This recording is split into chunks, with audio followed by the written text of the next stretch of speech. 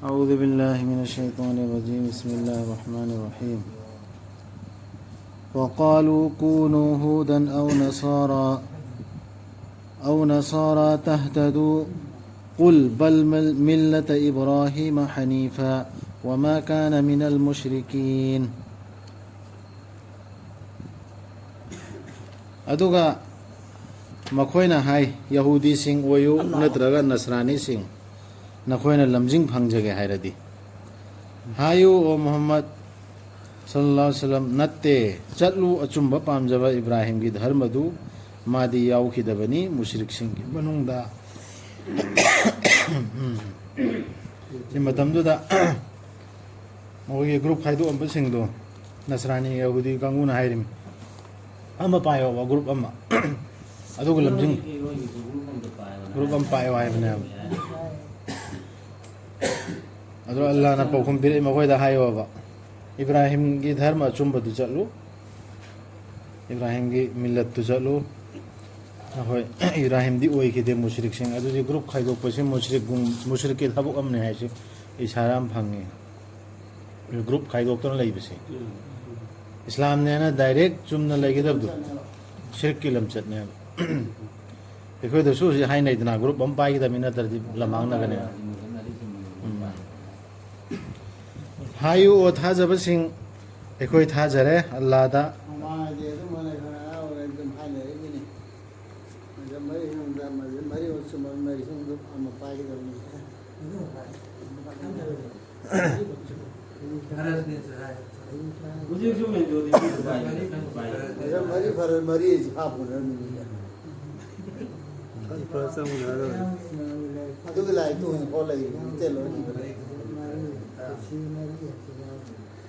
हायु ओ थाजब सिंह एखोय थाजरे अल्लाह दा अमसों एखोय दा थादबिरक्लिबसिदा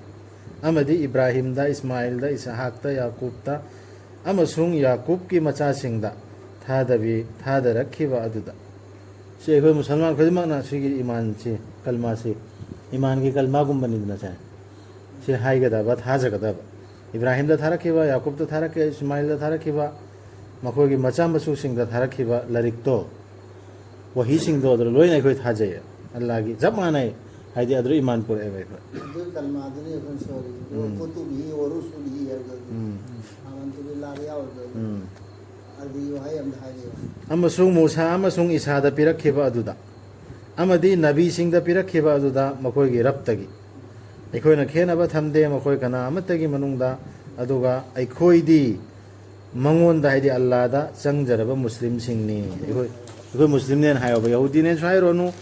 नसरानी ने सोहायरोनु साफी ने सोहायरोनु एलेदिस ने सोहायरोनु एखोय मुस्लिम ने हायरो अल्लाह दा सरेंडर तौरबा मुस्लिम ने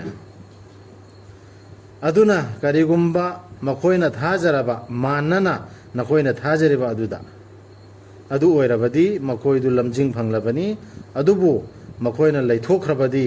मखोय मचेत ताखरबनी अल्लाह की वही द्रगी अल्लाह थारखिबा लारिक मयाम दो मथंग थाथखिबा लारिक मयाम दो अदुगी तौहीद की अल्लाह ना है मखोयना थाजरबा अनहासे मखोयना थाजरिबा मखोयना हसे कना पुनो मतमदुला अहले किताब सिंह दो यहूदी नसरानी सिंह दो अनते सहाबी सहाबाई कराम सिंह ईमान पुरखिब दो मखोय थाजर दो मरन मखोय थाजरबा नखोयना थाजर तुमायना आदि सहाबा कराम सिंह थाजर दो अदु मायना मखोयना सु थाजरबा अदो वर्दी लाइटनेबा सिना सेमो दु ओइनेबा समजिंग फंगलाबना अदुना तदर मखोयना तौरबा नियमदी ईमान की थरो तुमन तौदरदी मसेम से ताकनेबा नोमरतर नोम से का तो ताक मुझे मसेम से ताप से लेत्रि से गाय बस राम की तुम ने तौरम बुद्धि तौदर दे का बच्चे तार जा कुरान दा हाय के बोला मसेम से गाय बस सुम से गाय दर मसेम से सुले लेते मचे तान सुले लेते देवबंजरी मचेत क्या खाइदो खरे बरेली दे मचेत क्या खाइदो खरे ब्रांच अहले दिसते क्या खाइदो ए am boleh tem ani do hum dum sa mane ite asyama me mod khena me ta khrabani nakhoi gi mayokta Maduda nangidi aduna karaino adubu makoina laithokrabadi makoi machet takrabani nakoigi mayokta maduda nangdi Allah na oglabani makoigi mayokta Allah di atabaduni akhang usigi machet takriba group mayam se sidagi kaimta darkar ledre Allah na oeba rasul gi di nadra iman wala singdi Quran sipai ba wahi sing da pai sa Ibrahim gi dharma du chatliba millat ta chatliba mi sing se adu hojiki machet takrib sing duga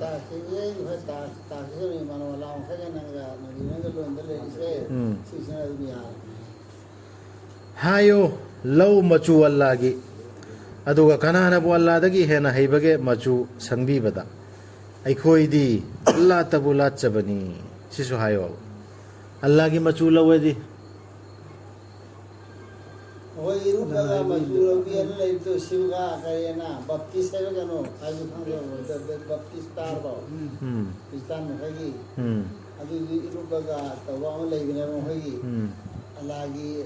dharma gi machu sangi me yahudi hoibagi islam hoibagi islam lok ba hagi kristan hoibagi Europe yang lain bina ba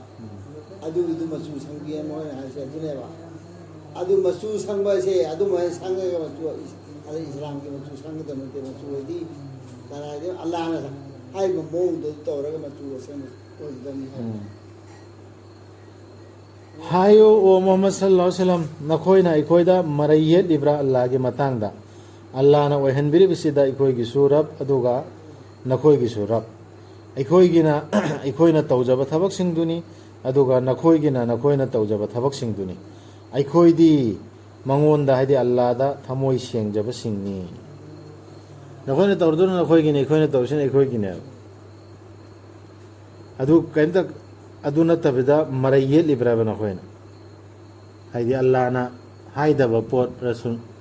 da makoina marayet libraba hana Ibrahim da so hai kidaba pot na ko gi shapu da ra ko da ba ko jora ko da ba Allah gi maram da ko na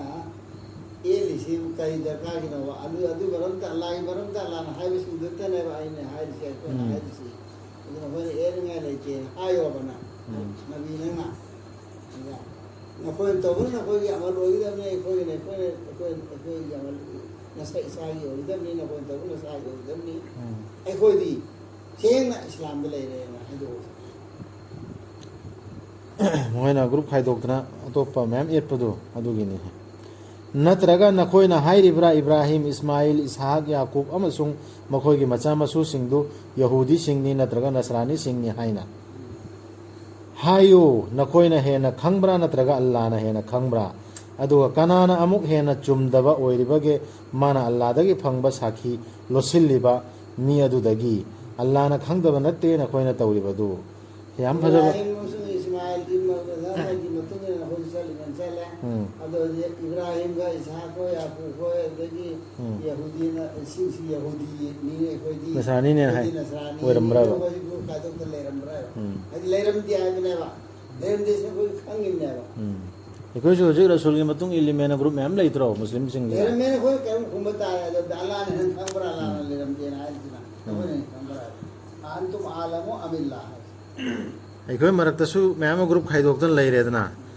adra rasul sallallahu alaihi wasallam si safi werambra ele dis werambra adra gi hanafi werambra ba ya ubra ba dui dalil alan tharak pra sabi sing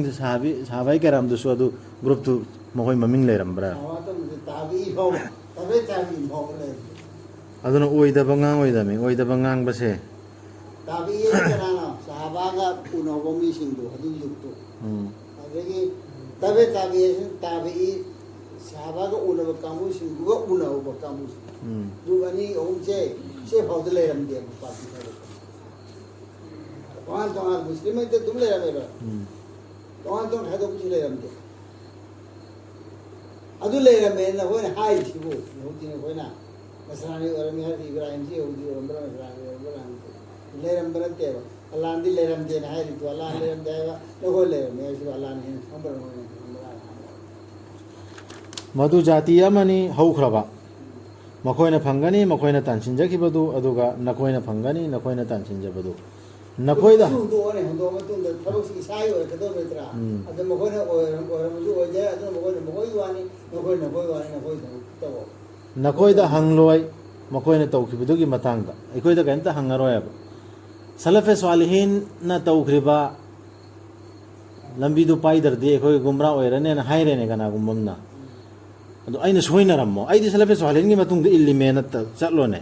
ꯄꯥꯏꯔꯒ ꯏꯃꯥꯝ ꯄꯥꯏꯔꯣ ꯅꯠꯇ꯭ꯔꯒ ꯁꯥꯍꯥꯕ ꯄꯥꯏꯔꯣ ꯑꯩꯅ ꯁꯣꯏꯔꯣꯅꯦ ꯑꯗꯨ ꯃꯈꯣꯏꯗ ꯗꯥꯏꯇ ꯂꯩꯒꯗ꯭ꯔꯥꯕ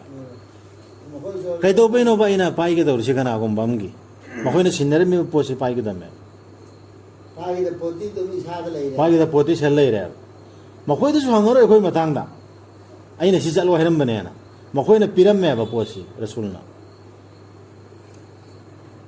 ꯑꯗꯨ ꯏꯁꯥ ꯏꯁꯥꯒꯤ ꯈꯟꯊꯍꯧꯒꯗꯕꯅꯤ ꯌꯥꯝ ꯃꯨꯟꯅ ꯌꯥꯝ ꯕꯦꯔꯥ ꯆꯦꯟꯒꯗꯧꯔꯤ ꯑꯩꯈꯣꯏꯗꯁꯨ ꯃꯈꯣꯏ ꯃꯇꯥꯡꯗ ꯍꯪꯉꯔꯣꯏ ꯃꯈꯣꯏꯗꯁꯨ ꯑꯩꯈꯣꯏ ꯃꯇꯥꯡꯗ ꯍꯪꯉꯔꯣꯏ ꯑꯗꯨꯅ ꯇꯥꯛꯄꯗꯤ ꯑꯜꯂꯥꯍꯅ ꯍꯥꯏꯕ ꯑꯜꯂꯥꯍꯒꯤ ꯋꯥꯍꯩꯁꯤ ꯏꯜꯂꯣ ꯍꯥꯏꯔꯤꯕ ꯅꯠꯇ꯭ꯔꯣ ꯃꯈꯣꯏꯒꯤ ꯗꯥꯏꯇꯗꯨ ꯌꯧꯍꯜꯂꯝꯃꯦꯕ ꯂꯣꯏꯔꯦꯕ ꯌꯧꯍꯜꯂꯝꯃꯦꯕ ꯃꯈꯣꯏꯗ ꯑꯥꯗꯁꯨ ꯍꯪꯉꯔꯣꯏ ꯅꯪꯅ ꯀꯔꯤꯒꯤ ꯆꯠꯍꯜꯂꯝꯗ꯭ꯔꯤꯃꯣꯅ ꯍꯥꯏꯒꯅꯤ ꯃꯤꯁꯤꯡꯒꯤ ꯃꯅꯨꯡꯗꯒꯤ ꯑꯄꯪꯕꯁꯤꯡꯅ ꯀꯔꯤꯅ ꯑꯣꯟꯊꯣꯛꯍꯟꯕꯒꯦ ꯃꯈꯣꯏꯕꯨ ꯃꯈꯣꯏꯒꯤ ꯀꯤꯕ꯭ꯂꯥ ꯃꯈꯣꯏꯅ ꯍꯥꯟꯅ ꯑꯣꯜꯂꯝꯕ ꯑꯗꯨꯗꯒꯤ ꯍꯥꯏꯌꯨ ꯑꯜꯂꯥꯍꯒꯤꯅꯤ ꯅꯣꯡꯄꯣꯛ ꯑꯃꯁꯨꯡ ꯅꯣꯡꯆꯨꯞ ꯑꯅꯤꯃꯛ ꯑꯜꯂꯥꯍꯅ ꯂꯝꯖꯤꯡꯕꯤꯕꯅꯤ ꯑꯜꯂꯥꯍꯅ ꯂꯝꯖꯤꯡꯕꯤꯒ ꯅꯤꯡꯕꯤꯕꯁꯤꯡꯕꯨ ꯆꯨꯝꯗ꯭ꯔꯤꯡ ꯆꯨꯝꯕ ꯂꯝꯕꯤꯗ ꯁꯤꯗꯤ ꯑꯜꯂꯥꯍꯒꯤ ꯑꯣꯔꯗꯔ ꯑꯃ ꯇꯦꯁ ꯆꯥꯡꯌꯦꯡꯒꯤꯗꯃꯛꯇ ꯑꯣꯏꯔꯣ ꯑꯃ ꯑꯣꯏꯔꯣ ꯑꯜꯂꯥꯍꯒꯤ ꯐꯣꯂꯣ ꯇꯧꯅꯕꯒꯤ ꯃꯥꯏ ꯑꯣꯔꯗꯔꯗꯨ ꯃꯣꯃꯤꯟꯁꯤꯡꯗ ꯍꯥꯏꯕꯅꯤꯗꯅ ꯑꯗꯣ ꯀꯔꯤꯅꯣ ꯃꯈꯣꯏꯅ ꯌꯍꯨꯗꯤ ꯃꯈꯣꯏꯅ ꯁꯥꯎꯅꯔꯤꯃꯤ ꯑꯁꯣꯝꯗ ꯑꯃ ꯑꯣꯔ ꯁꯣꯝꯗ ꯑꯃ ꯑꯣꯔ ꯀꯔꯤꯅꯣ ꯀꯣꯏꯍꯣꯡ ꯍꯣꯡꯉꯤꯁꯦꯅ ꯑꯜꯂꯥꯍꯒꯤ ꯑꯣꯔꯗꯔꯅꯦ ꯑꯗꯨ ꯈꯪꯅꯕꯒꯤꯅꯦꯕ ꯑꯜꯂꯥꯍꯅ ꯍꯥꯏꯕ ꯏꯟꯕ꯭ꯔꯥ ꯏꯟꯗꯕ꯭ꯔꯥ ꯍꯥꯏꯕ ꯃꯈꯣꯏꯒꯤ ꯋꯥ ꯑꯣꯏꯔꯦꯀꯣ ꯐꯣꯟꯁꯨ ꯀꯌꯥꯝ ꯍꯣꯡꯅꯁꯨ ꯀꯅꯥꯒꯨꯝꯕ ꯍꯥꯏꯔꯛꯑꯗꯤ ꯑꯗꯨꯒꯤꯁꯤ ꯍꯥꯏꯔꯕ ꯑꯜꯂꯥꯍꯅ ꯑꯣꯜꯂꯨ ꯑꯣꯜꯂꯨ ꯍꯥꯏꯕꯅꯤ ꯑꯣꯜꯂꯤ ꯑꯜꯂꯥꯍꯅ ꯑꯣꯜꯂꯨ ꯍꯥꯏꯕ ꯑꯣꯜꯂꯤꯃꯤ ꯑꯜꯂꯥꯍꯒꯤꯅꯦꯕ ꯅꯣꯡꯄꯣꯛꯁꯨ ꯅꯣꯡꯆꯨꯞꯁꯨ ꯑꯁꯨꯝꯅ ꯑꯜꯂꯥꯍꯅ ꯁꯦꯝꯕꯤꯕꯅꯤ ꯅꯈꯣꯏꯕꯨ ꯃꯌꯥꯏ ꯑꯣꯏꯕ ꯖꯥꯇꯤ ꯑꯃ ꯑꯣꯏꯅ ꯃꯌꯥꯏ ꯑꯣꯏꯕ ꯖꯥꯇꯤꯁꯤꯒꯤ ꯐꯨꯠꯅꯣꯠꯇ ꯀꯩꯅꯣ ꯏ ꯇꯥꯏꯕꯪ ꯄꯨꯟꯁꯤꯅ ꯃꯔꯣꯏꯔꯦ ꯍꯥꯏꯅ ꯃꯗꯨꯗ ꯄꯨꯝꯂꯨꯞ ꯂꯨꯞꯁꯨ ꯅꯠꯇꯕ ꯂꯨꯞꯄꯁꯨ ꯅꯠꯇꯕ ꯇꯥꯏꯕꯪꯒꯤ ꯅꯨꯡꯉꯥꯏꯕ ꯄꯥꯝꯗꯦ ꯍꯥꯏꯅ ꯃꯗꯨꯕꯨ ꯄꯨꯝꯊꯥ ꯊꯥꯗꯣꯛꯄꯁꯨ ꯅꯠꯇꯕ ꯃꯔꯛꯇ ꯂꯝꯕꯣꯏꯈꯤꯕꯁꯨ ꯅꯠꯇꯕ ꯇꯥꯏꯕꯪꯗꯇ ꯂꯨꯞꯄꯁꯨ ꯅꯠꯇꯕ ꯃꯔꯛꯇ ꯂꯩꯕ ꯎꯃꯠ ꯑꯃ ꯑꯣꯏꯅ ꯑꯩꯈꯣꯏꯕꯨ ꯁꯦꯝꯕꯅꯦ ꯑꯅꯤꯁꯤ ꯃꯔꯛꯇ ꯆꯠꯄ ꯁꯤ ꯃꯔꯛꯁꯤꯗ ꯑꯜꯂꯥꯍꯒꯤ ꯑꯣꯔꯗꯔꯁꯤ ꯏꯜꯂ ꯆꯠꯀꯗꯕ ꯄꯨꯝꯂꯨꯞ ꯂꯨꯞꯇꯅ ꯌꯥꯗꯦ ꯍꯥꯏꯕꯅꯤꯁꯤ ꯌꯥꯗꯦ ꯗꯨꯅꯤꯌꯥ ꯊꯥꯗꯣꯛꯄ ꯌꯥꯗꯦ ꯀꯔꯥꯏꯗ ꯗꯨꯅꯤꯌꯥꯗ ꯃꯌꯥꯝ ꯑꯗꯨ ꯃꯤꯑꯣꯏꯕꯒꯤ ꯁꯥꯟꯇꯤꯒꯤꯗꯃꯛꯇ ꯏꯁꯂꯥꯝꯁꯤ ꯋꯥꯔꯜꯁꯤꯒꯤ ꯁꯥꯟꯇꯤꯒꯤꯗꯃꯛꯇ ꯑꯌꯥꯠ ꯄꯩꯕꯨꯡꯈꯣꯏ ꯌꯥꯎꯏ ꯑꯩꯈꯣꯏ ꯀꯩꯔꯣꯏ ꯂꯩꯀꯥꯏꯒꯤ ꯏꯃꯨꯡ ꯃꯅꯨꯡꯒꯤ ꯃꯌꯥꯝ ꯑꯃ ꯂꯣꯏꯅꯒꯗꯕ ꯂꯨꯈ꯭ꯔꯕꯖꯥꯠꯅꯤ ꯈꯟꯊꯔꯨꯔꯗꯤ ꯏꯂꯥꯏ ꯂꯥꯏꯅ ꯍꯦꯛꯇ ꯇꯁꯕꯤ ꯄꯥꯏꯔꯒ ꯂꯩꯊꯣꯛꯈꯤꯕ ꯌꯥꯕ ꯅꯠꯇꯦ ꯅꯈꯣꯏꯅ ꯃꯤꯑꯣꯏꯕꯁꯤꯡꯒꯤ ꯃꯊꯛꯇ ꯁꯥꯈꯤꯁꯤꯡ ꯑꯣꯏꯅꯕ ꯑꯗꯨꯒ ꯅꯈꯣꯏꯒꯤ ꯔꯁꯨꯜꯅ ꯅꯈꯣꯏꯒꯤ ꯅꯊꯛꯇ ꯁꯥꯈꯤ ꯑꯣꯏꯅꯕ ꯀꯌꯥꯃꯠꯀꯤ ꯅꯨꯃꯤꯠꯇ ꯁꯦꯝꯈꯤꯕ ꯅꯠꯇꯦ ꯑꯜꯂꯥꯍꯅ ꯀꯤꯕ꯭ꯂꯥꯗꯨ ꯅꯪꯅ ꯍꯥꯟꯅ ꯑꯣꯜꯂꯝꯕꯗꯨ ꯁꯨꯞꯅꯒꯤ ꯑꯜꯂꯥꯍꯅ ꯈꯪꯗꯣꯛꯅꯕ ꯅꯠꯇꯅ ꯀꯅꯥꯅ ꯔꯁꯨꯜꯒꯤ ꯇꯨꯡ ꯏꯟꯕꯒꯦ ꯍꯥꯏꯕꯗꯨ ꯇꯨꯁꯤꯜꯂꯛꯑꯦ ꯃꯇꯝ ꯈꯔ ꯅꯥꯀꯜꯂꯝꯗ ꯑꯣꯜꯂꯣ ꯍꯥꯟꯅꯗꯒꯤ ꯕꯩꯇꯨꯜꯂꯥꯁꯨ ꯑꯣꯟꯒꯗꯧꯅꯦꯕ ꯈꯪꯉꯤꯅꯦꯕ ꯍꯥꯟꯅ ꯑꯗꯝ ꯍꯥꯛꯇꯛꯇꯩ ꯕꯩꯇꯨꯜꯂꯥꯔꯣꯝꯗ ꯑꯣꯜꯂꯛꯏꯅꯦꯕ ꯃꯇꯝ ꯈꯔ ꯕꯩꯇꯨꯜ ꯃꯨꯛꯀꯗꯁꯔꯣꯝꯗ ꯑꯣꯜꯍꯟꯗꯦ ꯀꯅꯥ ꯑꯩꯅ ꯍꯥꯏꯕ ꯌꯦꯡꯒꯦ ꯀꯅꯥꯅ ꯇꯨꯡ ꯍꯟꯕꯒꯦ ꯏꯟꯕꯒꯦ ꯔꯁꯨꯜꯒꯤ ꯇꯨꯡ ꯏꯟꯕꯒꯦ ꯍꯥꯏꯕꯗꯨ ꯈꯨꯅꯤꯡꯅ ꯇꯨꯡ ꯍꯟꯈꯤꯕ ꯑꯗꯨꯗꯒꯤ ꯑꯩꯈꯣꯏꯗꯤ ꯁꯨꯃꯥꯏꯅ ꯑꯣꯜꯂꯣꯏ ꯍꯥꯟꯅꯩꯁꯤꯗ ꯑꯗꯨꯝ ꯑꯣꯟꯒꯅꯤ ꯗꯤꯟ ꯏꯕ꯭ꯔꯥꯍꯤꯝ ꯆꯠꯂꯤꯃꯦꯅ ꯌꯍꯨꯗꯤ ꯃꯌꯥꯝ ꯑꯣꯟꯈꯤꯗ꯭ꯔꯦꯗꯅ ꯍꯧꯖꯤꯛꯐꯥꯎ ꯇꯁꯦꯡꯅꯃꯛ ꯃꯁꯤ ꯑꯔꯨꯕ ꯆꯥꯡꯌꯦꯡꯅꯤ ꯌꯥꯝ ꯂꯨꯕ ꯆꯥꯡꯌꯦꯡꯅꯦꯕ ꯁꯨꯝꯕꯁꯤ ꯑꯜꯂꯥꯍꯅ ꯂꯝꯖꯤꯡꯕꯤꯔꯕꯁꯤꯡ ꯑꯗꯨꯒꯤ ꯅꯠꯇꯅ ꯑꯜꯂꯥꯍꯅ ꯂꯝꯖꯤꯡꯕꯤꯕ ꯃꯤꯗꯨꯗꯤ ꯂꯨꯔꯔꯣꯏꯕ ꯈꯜꯂꯕ ꯃꯤꯗꯣ ꯑꯗꯨꯒꯤ ꯃꯤꯗꯨꯒꯤ ꯃꯊꯛꯇꯗꯤ ꯂꯨꯔꯣꯏꯕ ꯇꯧꯕ ꯉꯝꯒꯅꯦꯕ ꯑꯜꯂꯥꯍꯅ ꯍꯥꯏꯔꯛꯄ ꯊꯕꯛꯇꯣ ꯑꯃ ꯑꯣꯏꯔꯁꯨ ꯑꯗꯨꯝ ꯑꯜꯂꯥꯍꯅꯕꯨ ꯍꯥꯏꯔꯗꯤ ꯑꯩ ꯑꯗꯨ ꯑꯣꯏꯔꯁꯨ ꯇꯧꯒꯅꯦ ꯁꯤꯗ ꯋꯥꯈꯟꯗ ꯑꯃ ꯂꯥꯛꯄ ꯌꯥꯏ ꯑꯜꯂꯥꯍꯅ ꯂꯝꯖꯤꯡꯕꯤꯔꯕ ꯃꯤꯗꯤ ꯂꯨꯔꯣꯏꯅ ꯍꯥꯏꯕꯁꯤꯗ ꯑꯁ ꯁꯤꯗꯤ ꯑꯜꯂꯥꯍꯅ ꯂꯝꯖꯤꯡꯕꯤꯔꯛꯀꯗꯕꯅꯤ ꯑꯜꯂꯥꯍꯅ ꯑꯩꯒꯤ ꯊꯃꯣꯏꯗ ꯍꯥꯞꯄꯛꯀꯗꯕꯅꯤ ꯀꯅꯥ ꯑꯗꯨ ꯅꯠꯇꯦ ꯏꯁꯥꯗ ꯇꯦꯁ ꯇꯧꯕ ꯌꯥꯏꯑꯕ ꯑꯜꯂꯥꯍꯅ ꯂꯝꯖꯤꯡꯕꯤꯔꯤꯁꯦ ꯑꯩ ꯑꯜꯂꯥꯍꯅ ꯍꯥꯏꯔꯤꯕꯁꯤ ꯑꯦꯅꯤ ꯑꯌꯥꯠꯇ ꯑꯩ ꯐꯣꯂꯣ ꯇꯧꯔꯤꯕ꯭ꯔꯥ ꯇꯧꯗꯕ꯭ꯔꯥ ꯍꯥꯏꯕꯗꯨ ꯑꯗꯨꯅ ꯑꯗꯨꯝ ꯏꯁꯥꯅ ꯏꯁꯥꯁꯤ ꯇꯦꯁ ꯇꯧꯕ ꯌꯥꯏ ꯑꯜꯂꯥꯍꯅ ꯍꯥꯏꯔꯤꯕ ꯑꯌꯥꯠꯁꯤꯗ ꯑꯩ ꯐꯣꯂꯣ ꯁꯤ ꯄꯥꯏꯔ ꯆꯠꯂꯤꯕ꯭ꯔꯥ ꯑꯜꯂꯥꯍ ꯀꯤꯔꯤꯕ꯭ꯔꯥ ꯍꯥꯏꯕꯗꯨ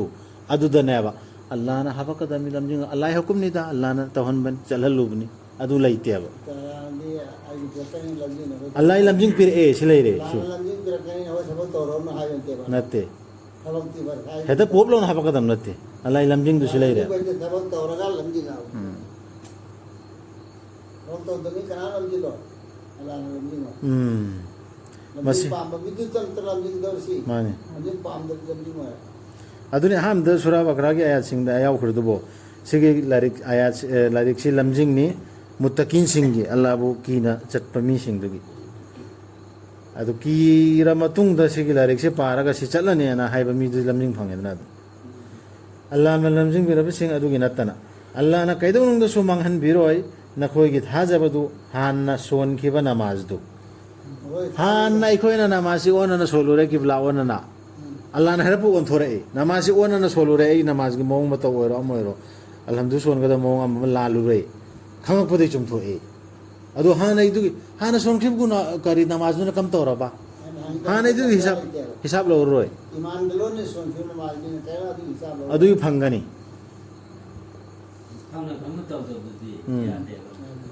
hujikti khumnari me ba khongkur haire han ani ka to khim na kam mai tora ba rasul sallallahu alaihi wasallam gi ima khadija ga ni ka to khirdu hanbro quran thara matungda natraga hazrat umar khoi gi islam gi mamang da nika tauba hasabai kira mayamani adu gi do hanbra ba ko na kalma swala matungda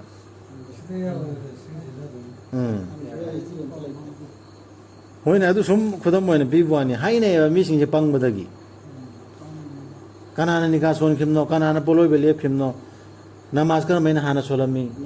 kala tau adambi hona hai tare ne nika gi thabak sini niyo be jati sida adum le Allah nika hai ge ta lam du gar solega khudbam solega tau dur te nika yum pam bagi niyom niti si hale la khasalo le te bam adu du nika aduna han so du nika du ri shari sina nabi ne sema matum da kona sa nika si suna tau do mena so do adu niyom du adu tawdri ngai adu niyom du sab chaba mom da nika son du da han son ki adu du ka da kai de hai da kana ka em kai de namalo han son du mai tai ama hawa ma matai manau change e si hai bo si ho sawa da hai da sara ka khalla islam ko bul tawdna kibla son du na tu ka da son du order son du na ma gi kam da ta ga na hangnar eba war eba adu dare si ai si tare han biro hai no iman leire son ki mina du iman de son ki no agi ya ya ala na hai de won ki na dum du ol dina ma chot be yaro na ha ki de wala ol so lo ha ki na adu ka su ka ro na wo ta ni ka de na ma su mang we hana son khiba namaz do ta sengamak Allah di mi oi bada yamna nungsi haibani kanbi haibani soidanamak Allah na ui nangna namai du asman da onkhalakpa to rasul na pambadu kiblai matang na pambadu ni si aduna on ma ni hane ole tu ma tang war ol se ma de ki be to lan do oning be of do adu ni ya do tam ka ni ni ka ba na ju adu do ala kan ya nang ngai le kan o si la la ni so da kiblatan tar da hanan pani ni la do ande adam hatte ole ni la do adu ala la ni rasul bhai walli annaka kiblatan tardaha nan raji ho gana pamba kila do ala ni ku ole go do ala soidana ma ikhoina ui nangna namai du asman da onkhalakpa aduna ikhoina soidana ol halagani nangbu kibla amada nangna pen jaraga daba aduna on jaro nangi namai du masjid al haram gi maikeida aduga nakhoina leining no famda leirabasu onsillu nakhoige namai singdu madugi maikeida namaz gi matamda tasenamak tasenamak lairik phangkhraba singduna ningthi jana khangi madudi masi achumbani haiba makhoigi raptagi ahle kitab singduna su khangya basigi Allah na khangdaba natte makhoina tawribadu aduga nangna lairik phangkhraba singduda khudam pumnamak puraklabasu makhoina lauroi nangi kiblabu nangna su lauroi makhoigi kiblabu aduga makhoi kharana atopa kharagi kiblabu su lauroi aduga nangna makhoigi apamba singi tung illuraba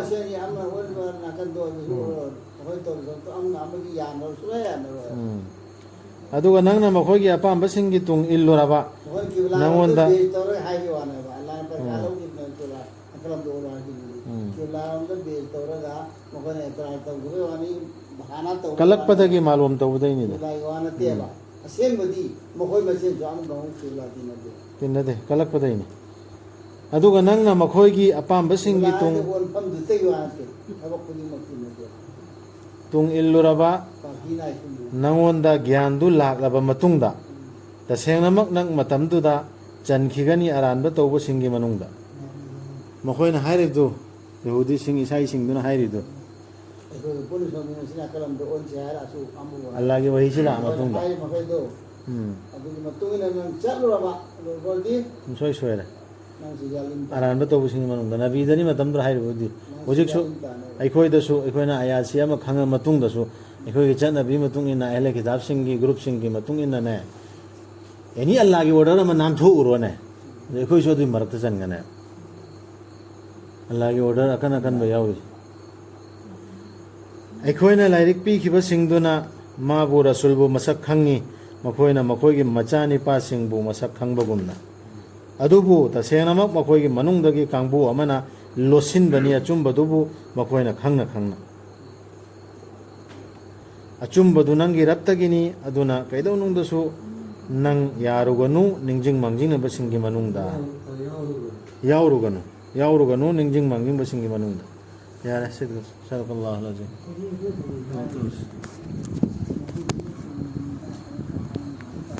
ꯑꯩꯈꯣꯏꯗꯁꯨ ꯁꯤꯒꯤ ꯑꯜꯂꯥꯍꯒꯤ ꯑꯣꯔꯗꯔꯁꯤꯡꯁꯤ